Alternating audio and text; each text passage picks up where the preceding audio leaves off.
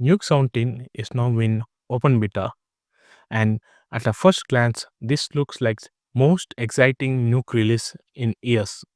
It almost feels like Foundry suddenly woke up and decided to ship everything at once. But more problems solved inside Nuke means more dependency on Nuke, and that dependency changes the pricing power. That is what this video is really about. Something everyone is thinking, but very few people are saying out loud. How expensive is Nuke 17 going to be? Somewhere between Nuke 13 to 16, something felt off.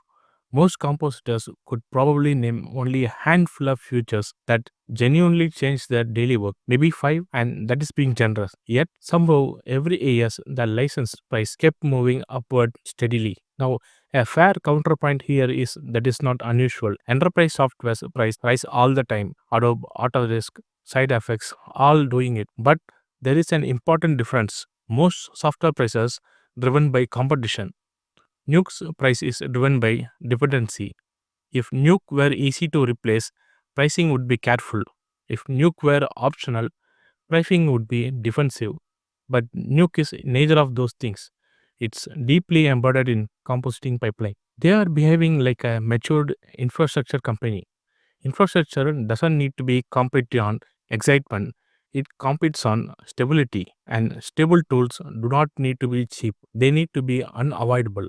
UC scenes, material aware workflows, volumetric, AI insert comp. These are not flashy features. It's about permanence inside the pipelines. But it's also important to say this clearly. Some studios may be asked for this. They want fewer round trips, fewer department handoff, less waiting for CG re-renders, and more fixes can be done in downstream at the end of the pipeline. From a studio's perspective, Nuke 17 is not about burdening compositors. It's about reduced frictions across the pipeline. And in that sense, Nuke 17 genuinely feels reduced total production effort. That counterpoint is valid. And the problem is where that saved effort lands. So will the price go up? Almost certainly.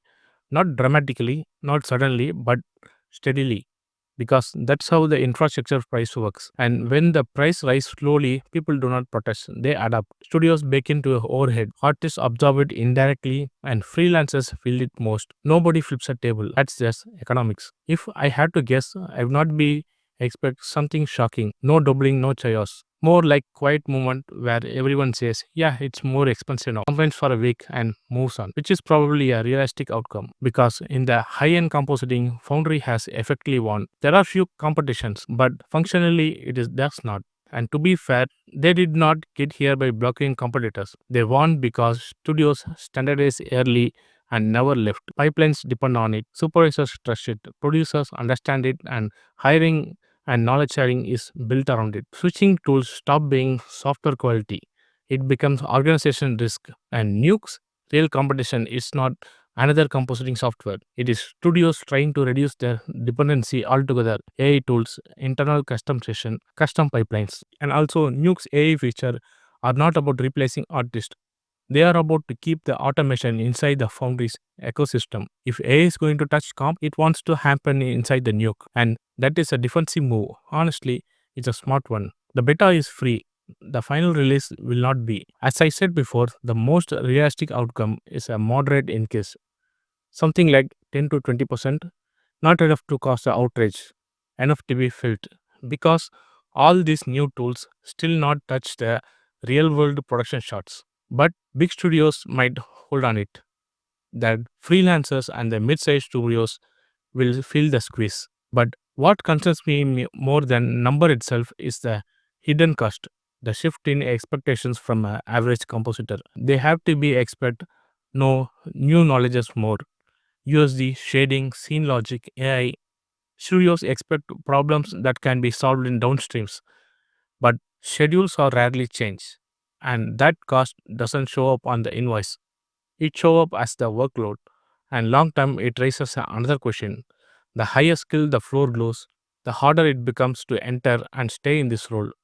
This affects juniors, mid-level artists, and future shape of the profession itself. So when I think about how expensive the Nuke 17 will be, I think less about license price and what more about signals. Nuke is no longer just a compositing tool. It's an infrastructure, and infrastructure almost gets more expensive over time, because once you depend on it, price becomes secondary to continuity. That's the shift Nuke represents.